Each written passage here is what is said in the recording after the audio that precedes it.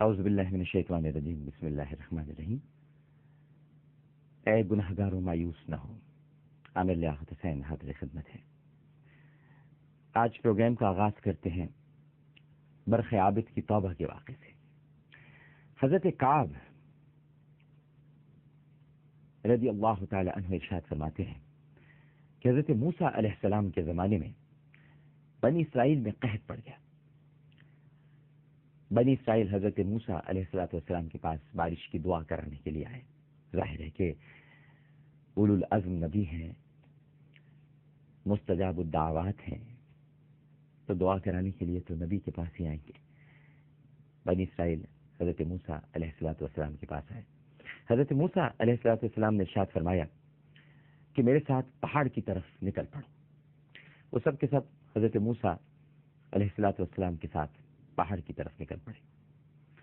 جب حضرت موسیٰ علیہ السلام پہاڑ پر چڑھ گئے تو پھر آپ نے ایک اعلان کیا۔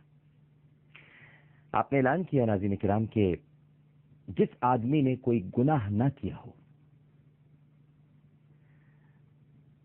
وہ اپنے اندر اپنے تقوی کو محسوس کرے، اور جس آدمی نے کوئی گناہ کیا ہو وہ میرے پیچھے نہ آئے۔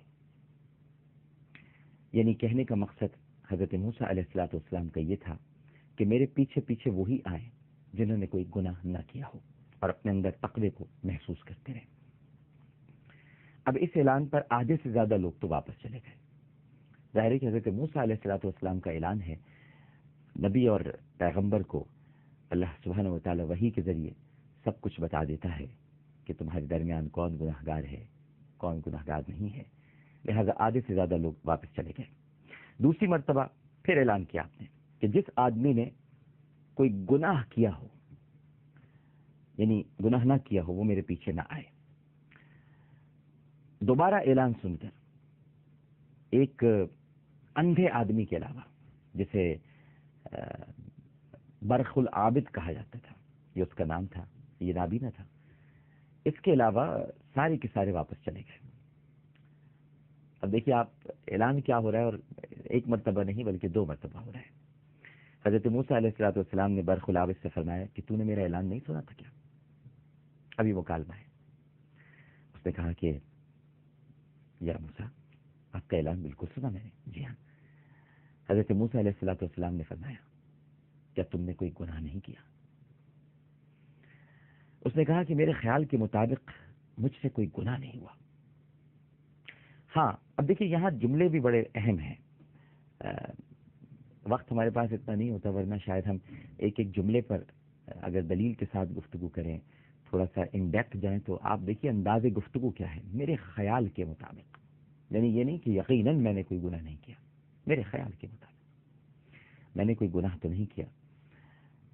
البتہ ایک عمل ہے، اگر وہ گناہ ہے تو پھر میں واپس چلے جاؤں گا۔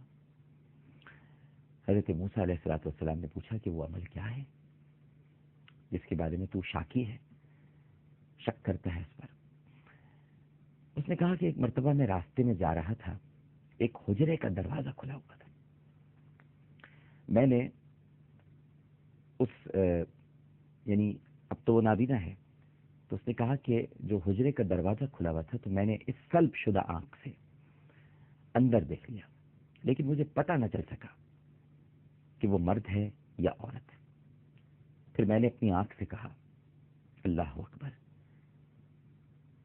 پھر میں نے اپنی آنکھ سے کہا کہ میرے اعضاء میں سے ایک تو ہی ہے جو گناہ کی طرف سبقت لے گئی، جو گناہ کی طرف راغب ہو گئی، اب تو میرے جسم کے ساتھ نہیں رہ سکتی۔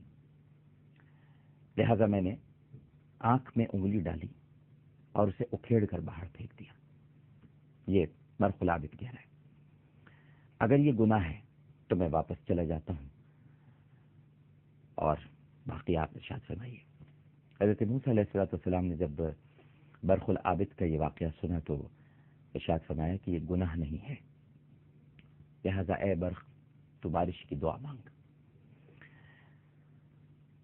اس نے دعا مانگی، اور دعا کے الفاظ کچھ اس طرح سے تھے کہ اے قدوس، اے قدوس، جو نعمت تیرے پاس ہے وہ ختم نہیں ہوگی اور تیرے خزانے کبھی فنا نہیں ہوں گے۔ اے قدوس، اے قدوس، تو بخل کی طرف منسوب نہیں کیا جاتا۔ یہ کیا حالت ہے کہ جس کی وجہ سے تو پہچانا نہیں جا رہا؟ ابھی ابھی ہمارے لیے بارش برسا دے، اے قدوس، اے قدوس۔ راوی کہتے ہیں کہ حضرت موسیٰ علیہ السلام اور برق کیچڑ میں لت پت ہو کر واپس آئے، یعنی اتنی بارش ہوئی۔ اب اس واقعے کا مطلب یہ نہیں ہے، کیونکہ اسلام جب آیا ناظرین کرام تو اس نے رہبانیت کا خاتمہ کیا، اعضا کو تکالیف دینے سے منع کیا، یعنی جس طرح اس نے آنکھ اکھیڑ کر باہر نکال دی تھی، ایک غلط منظر کی جانب اپنی آنکھ کو کی وجہ سے دیکھا اور اپنی آنکھ اکھیڑ دی، تو اب اسلام میں اس کی اجازت نہیں ہے۔ کوئی یہ واقعہ سن کر یہ سوچنے لگے کہ اگر مجھ سے کوئی غلطی ہو گئی میرے جسم کے کسی عضو سے تو میں اسے اکھاڑ کر پھینک دوں یا اسے فنا کر دوں یا اسے کاٹ دوں، ایسا نہیں ہے۔ اسلام نے توبہ رکھ دی ہے۔ دیکھیے اب یہاں پر یہ جو واقعہ آپ نے سنا یہ ایک گناہ گار کا واقعہ تھا، لیکن توبہ کا پودا اس کے اندر نہیں اگا تھا۔ حضرت موسیٰ علیہ السلام نے چونکہ اس نے اپنے اس عمل کو گناہ قرار نہیں دیا تھا بلکہ پوچھا تھا کہ کیا یہ گناہ ہے، تو پیغمبر نے یہ کہا کہ یہ گناہ نہیں ہے۔ لیکن اگر وہ شخص توبہ کر لیتا، جو کہ اللہ سبحانہ و تعالی نے ہمارے لیے قرآن پاک میں ارشاد فرما دیا، قل یا عبادی الذین اسرفوا علی انفسہم لا تقنطوا من رحمت اللہ، اے میرے بندوں، کہہ دیجئے اے میرے بندوں، تم نے جو اپنی جانوں پر اپنے نفسوں پر ظلم کیا ہے، میری رحمت سے مایوس مت ہو۔ توبہ انسان کو ناظرین کرام اجلا کر دیتی ہے، توانا کر دیتی ہے، ایک نئی روشنی میں لا کھڑا کرتی ہے۔ برق العابد کی دعا سے بارش تو ہو گئی، لیکن آنکھ اکھیڑنا مسئلے کا حل نہیں تھا۔ مسئلے کا حل صرف یہ تھا کہ وہ اپنے گناہ پر نادم ہوتا، شرمندہ ہوتا اور توبہ کرتا۔ ایک چھوٹا سا وقفہ لیتے ہیں، وقفے کے بعد گفتگو کے سلسلے کو جاری رکھیں گے۔ ہمیں یقین ہے کہ آپ سب لوگ ہمارے ساتھ ہی رہیں گے۔